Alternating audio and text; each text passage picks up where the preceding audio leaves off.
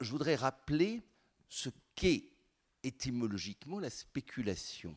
Speculare en latin, ça veut dire regarder dans le lointain, ça veut dire se projeter.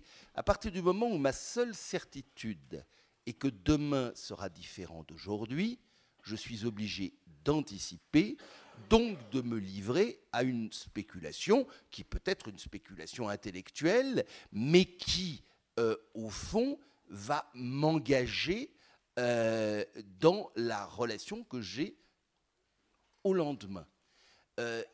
À partir du moment où la caractéristique de notre monde est celle de l'instabilité totale, eh bien, je suis obligé d'anticiper, donc de spéculer.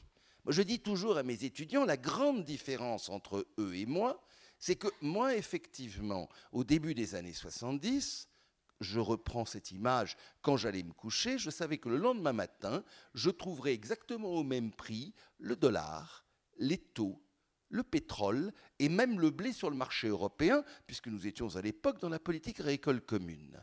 Aujourd'hui, ma seule certitude est que demain, je ne sais pas à combien a fermé le Brent en Europe ce soir, si nous sommes passés par exemple en dessous de la barre des $60, je ne sais pas à quel niveau, mais vous devez tous le savoir, se sont terminées les transactions sur le dollar par rapport à l'euro. Je ne sais pas quel sera demain le prix du cuivre, quel sera le prix du blé sur le marché à terme de Paris, etc.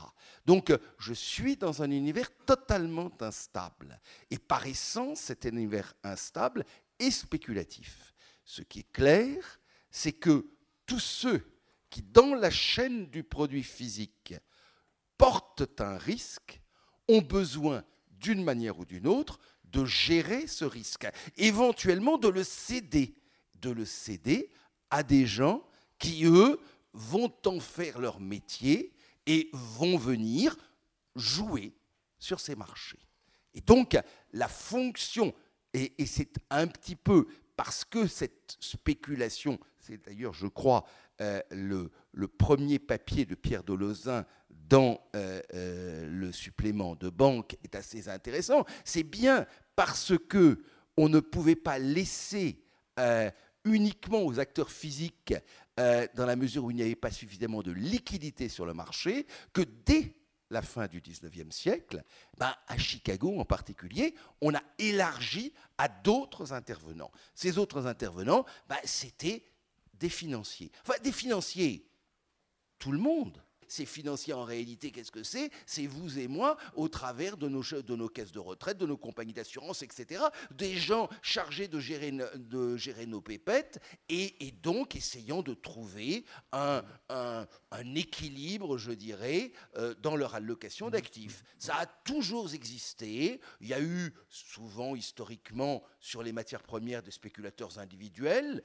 comme il y a des gens qui aiment bien jouer au poker, à une table de poker de manière individuelle, et puis il y en a qui vont acheter des tickets à la loterie. C'est un petit peu... Donc à vous entendre, Chalmin, tout ça est sain, naturel, relève de l'équilibre des choses. À partir du moment, quand même, où les règles du jeu sont claires, à partir du moment où il y a un croupier pour gérer le casino, et ceci, non seulement à l'échelle de la table nationale, mais si possible à l'échelle des tables internationales, ce qui n'est pas évident.